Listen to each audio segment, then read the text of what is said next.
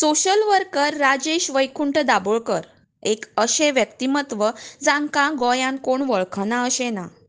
कितलींशींच वर्सां जालीं हजारांनी गरीब गरजू भुरग्यांक ते शिक्षणाक लागून आर्थीक तशींच शाळेय वस्तूंचें वांटप करून मजत करतात.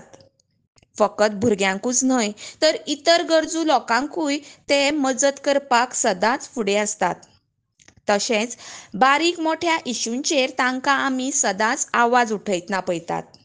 खास करून तांचो गांव रेश मोगोश.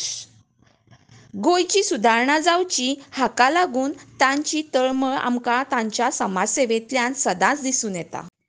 ते सदांच म्हणटात की आपल्या आवयन आपल्या गरिबींतल्यान बरें शिक्षण दिवन वयर काडलां आनी तांचें ध्येय आसा की गोंयची चडांत चड भुरगीं शिकून बरीं जावचीं. लोकांचेर अन्याय जालो की ते सदांच सरकाराक जाप विचारतात.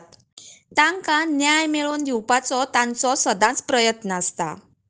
कितलेशेच संस्थांनी तांकां समाजकार्याक लागून सन्मानीत केलां. तशेंच मुखेल पावणे म्हणून तांकां खुबश्या कार्यक्रमाक आमंत्रण आसता आनी ते उपस्थितूय रावतात. तांचें हें समाजसेवेचें कार्य सदांच चालू उरचें अशी आमी देवा लागीं मागतात. आज तांचो वाडदीस. तांकां आवट ऑफ बॉक्स गोवाच्या वतीन वाडदिवसाची उर्बे भरीत